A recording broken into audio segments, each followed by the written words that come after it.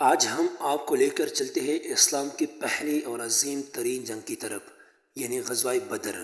یہ صرف ایک جنگ نہیں تھی، یہ ایمان، صبر اور اللہ کی مدد کا ایسا معجزہ تھا جو رہتی دنیا تک یاد رکھا جائے گا۔ ظلم کی انتہا یہ رہی جب حضرت محمد صلی اللہ علیہ وسلم مکہ میں تھے تو مسلمانوں پر بے انتہا ظلم کیا گیا۔ ان کو مارا گیا، ان کا مال چھین لیا گیا، ان کو گھروں سے نکال دیا گیا۔ آخرکار مسلمانوں نے مدینہ کی طرف ہجرت کی، لیکن دشمن ختم نہ ہوئی بلکہ اور بڑھ گئی۔ ایک دن خبر آئی کہ قریش کا ایک بڑا تجارتی قافلہ شام سے واپس آ رہا ہے۔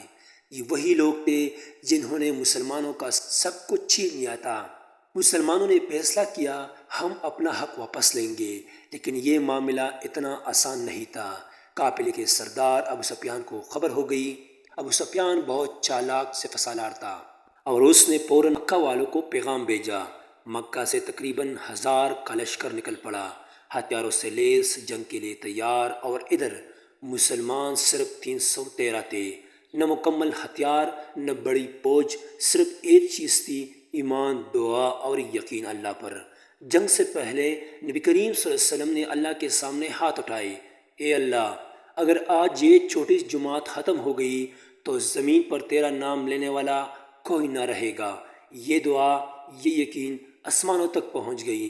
17 رمضان کا دن تھا، سب سے پہلے مقابلہ ہوا اور مسلمانوں نے دشمنوں کو پیچھے ہٹا دیا۔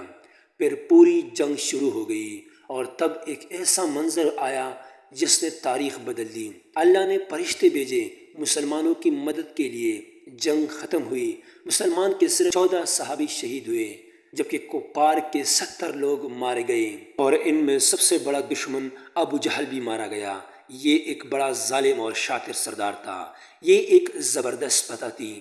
313 نے 1000 کو شکستیں دی، بغیر طاقت کے، بغیر وسائل کے، صرف اللہ پر یقین کے ساتھ۔ یہی تھا غزوہ بدر کا معجزہ۔ یہ جنگ ہمیں سکھاتی ہے اللہ پر بھروسہ کبھی ضائع نہیں جاتا، سچ ہمیشہ جیتتا ہے، کمزور نہیں، ایمان والا طاقتور ہوتا ہے۔ دوستو، اگر آپ بھی چاہتے ہیں کہ اللہ آپ کی مدد کرے تو اپنا ایمان مضبوط کرے۔ ویڈیو پسند آئی ہو تو ویڈیو کو لائک کرے اور ایسے خوبصورت واقعات کے لیے چینل ضرور سبسکرائب کریں۔